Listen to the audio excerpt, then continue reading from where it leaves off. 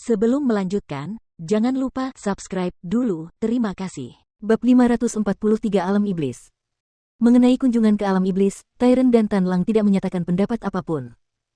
Karena mereka telah memutuskan untuk mengikuti Jiang Chen, mereka mulai menganggap Jiang Chen sebagai dalang. Tyren adalah orang yang tak kenal takut, dan dia juga memiliki minat besar pada alam iblis. Selain itu, bahkan jika mereka kembali ke Provinsi Liang sekarang, tidak mungkin mereka dapat menyebabkan kerusakan nyata pada Istana Asura. Sebaliknya, mereka mungkin harus menghadapi situasi yang mengancam jiwa. Bagaimanapun, mereka masih lemah. Setidaknya, masih ada celah antara mereka dan 4 kekuatan utama Provinsi Liang. Jika mereka menghadapi Kaisar Tempur, tidak ada satupun dari mereka yang akan menjadi lawan. Oleh karena itu, mereka tidak hanya bisa mendapatkan jiwa iblis dengan mengunjungi alam iblis, tetapi juga merupakan kesempatan bagi mereka untuk melatih diri. Jiang Chen yakin bahwa ia dapat menembus alam Raja Tempur kelas 5 selama perjalanan ini. Pada saat itu, ia dapat dengan mudah membunuh Raja Tempur kelas 8 manapun, dan juga akan memiliki kemampuan untuk bertarung melawan Raja Tempur kelas 9. Jiang Chen dan teman-temannya tidak tahu tentang rencana jahat Menara Surgawi. Namun, bahkan jika mereka tahu, Jiang Chen tidak akan terganggu olehnya. Menara Surgawi akan menuai hasil dari kesalahan mereka sendiri, dan pada akhirnya, Jiang Chen tidak akan menjadi orang yang menderita kerugian. Tempat Jiang Chen dan teman-temannya menginap adalah halaman yang indah dan tenang. Di permukaan, Menara Surgawi memperlakukan tamu mereka dengan cukup baik. Keesokan paginya, Liu Hong tiba di luar pintu masuk halaman. Tepat sebelum Liu Hong sempat mengetuk pintu, pintu itu terbuka sendiri. Jiang Chen dan teman-temannya keluar dari halaman. "Apakah kamu beristirahat dengan baik?" Liu Hong bertanya sambil tersenyum.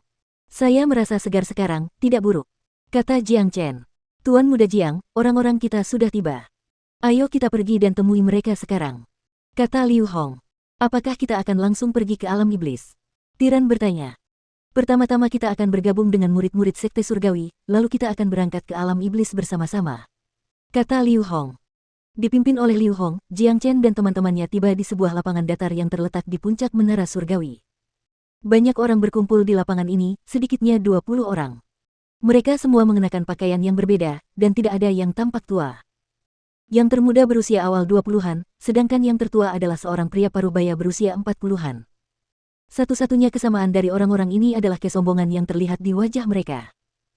Mereka semua adalah Raja Tempur, jadi mereka layak untuk berbangga diri. Jiang Chen dengan santai menatap orang-orang ini dan menemukan bahwa yang terkuat adalah Raja Tempur kelas 5. Mereka bukan murid Sekte Surgawi, tetapi datang untuk misi Menara Surgawi. Mereka akan melakukan perjalanan ke alam iblis bersama-sama dan memburu iblis, mendapatkan beberapa jiwa iblis.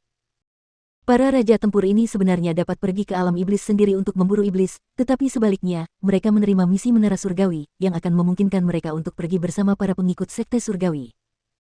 Dengan demikian, meskipun mereka harus menjual semua jiwa iblis yang mereka temukan ke Menara Surgawi, mereka juga akan dapat menjamin keselamatan mereka dengan lebih baik dengan bantuan para pengikut dari Sekte Surgawi. Alam iblis adalah tempat yang sangat berbahaya, dan mereka dapat terbunuh kapan saja di sana. Jadi, tidak seorang pun dari mereka yang berani mengabaikan keselamatan mereka. Melihat kedatangan ketiga pria ini, sekelompok orang itu hanya menatap mereka sekali lalu melanjutkan urusan mereka sendiri. Ketiganya telah menahan aura mereka, jadi tidak ada yang bisa melihat tingkat kultivasi mereka. Namun, karena mereka bertiga masih terlalu muda, tidak ada yang akan mengira bahwa mereka adalah pejuang yang kuat. Jadi, mereka mengabaikan mereka begitu saja. Tidak lama setelah itu, manajer agung dan manajer kedua tiba di alun-alun. Dengan senyum cerah di wajahnya, manajer agung berkata, "Semua orang ada di sini. Saya berharap perjalanan kalian semua aman, dan saya harap kalian dapat membawa kembali sejumlah besar jiwa iblis. Sekarang, manajer kedua akan membawa kalian semua untuk bergabung dengan para pengikut Sekte Surgawi, lalu kalian akan melakukan perjalanan ke alam iblis. Saya percaya bahwa dengan perlindungan para pengikut ini, keselamatan kalian akan terjamin." Setelah berkata demikian, sang manajer agung tidak lupa tersenyum pada Jiang Chen. "Ayo pergi." Berbeda dengan dia, manajer kedua yang memiliki bekas luka di wajahnya tampak agak garang. Tidak peduli dari segi penampilan atau karakter, jauh lebih sulit untuk menerimanya daripada manajer agung. Tanpa membuang waktu, manajer kedua terbang ke langit. Lebih dari 20 Raja Tempur melompat ke langit pada saat yang sama, mengikuti manajer kedua. Jiang Chen, Tyren dan Tan Lang saling memandang, lalu mereka juga terbang ke langit, mengikuti kelompok itu.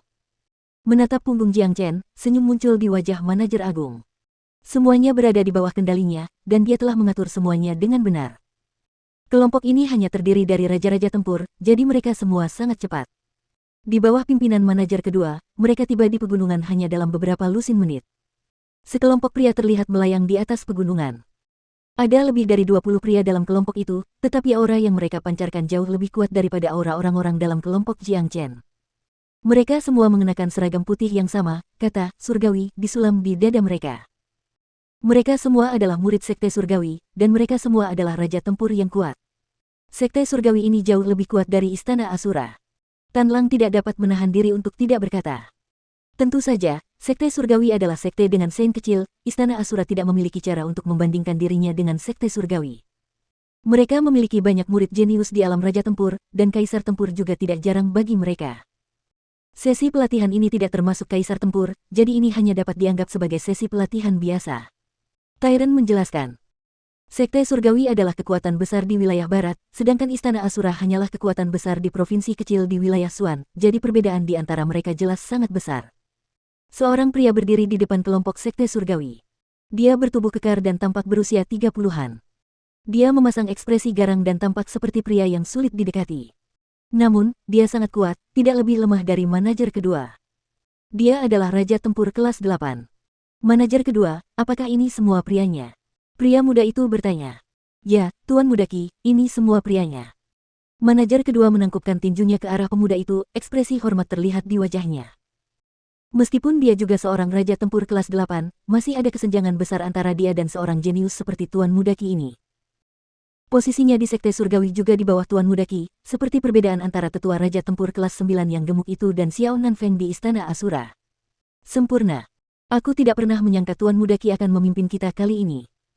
Dia adalah Raja Tempur kelas 8, kita tidak perlu khawatir tentang keselamatan kita sendiri. Benar sekali. Tuan Mudaki adalah orang terkenal di antara para murid Sekte Surgawi, seorang pria yang memiliki banyak sekali kemampuan yang sangat hebat. Karena kita hanya akan memasuki alam iblis tingkat pertama, selama Dewi Keberuntungan ada di pihak kita, dengan kekuatan Tuan Mudaki secara keseluruhan, kita akan mampu menyapu bersih seluruh tingkat pertama tanpa menemui perlawanan apapun. Menerima misi Menara Surgawi adalah keputusan yang bijak. Bepergian dengan para jenius Sekte Surgawi jauh lebih baik daripada bepergian sendiri. Semua orang terkejut saat mengetahui bahwa Tuan Mudaki akan memimpin mereka. Semuanya, dengarkan baik-baik. Kalian semua harus memperlakukan Tuan Mudaki sebagai pemimpin kalian dan mematuhi semua perintahnya. Dengan begitu, dia bisa menjamin keselamatan kalian. Manajer kedua berkata kepada kelompok itu. Setelah itu, dia menangkupkan tinjunya ke arah Tuan Mudaki sekali lagi, lalu menghilang dari tempat kejadian. Kalian semua, berdiri di belakang kami. Seorang Raja Tempur kelas 5 dari Sekte Surgawi melambaikan tangannya ke arah kelompok Jiang Chen, bertindak dengan cara yang arogan. Sepertinya semua orang sudah terbiasa dengan kesombongan semacam ini, karena tidak ada yang tampak marah dan hanya mengikuti perintah. Rupanya, karena pria ini adalah seorang jenius dari Sekte Surgawi, akan menjadi tidak normal jika dia tidak bersikap sombong. Tuan Mudaki melangkah beberapa langkah di udara dan tiba di depan Jiang Chen. Sambil tersenyum, dia bertanya, apakah kamu Jiang Chen? Saya. Jiang Chen menganggukkan kepalanya. Kedua manajer itu secara khusus memintaku untuk merawatmu dengan sangat baik. Tuan Mudaki menyipitkan matanya. Hanya dia yang tahu arti sebenarnya di balik kata-katanya. Terima kasih untuk itu. Jiang Chen menanggapi dengan senyuman. Sialan, siapa orang ini? Aku belum pernah melihatnya sebelumnya. Kenapa dia bisa mendapat perlakuan istimewa dari Tuan Mudaki? Aku yakin dia punya hubungan gelap dengan mereka. Kau tidak dengar? Dua manajer Menara Surgawi lah yang memberikan instruksi itu. Banyak orang yang dipenuhi rasa iri dan dengki. Ayo pergi. Tuan Mudaki berteriak, lalu mulai terbang. Murid-murid Sekte Surgawi lainnya mengikutinya dari dekat, dan orang-orang yang datang ke sini untuk misi juga mengikutinya, tidak ada yang berani mengabaikan perintah.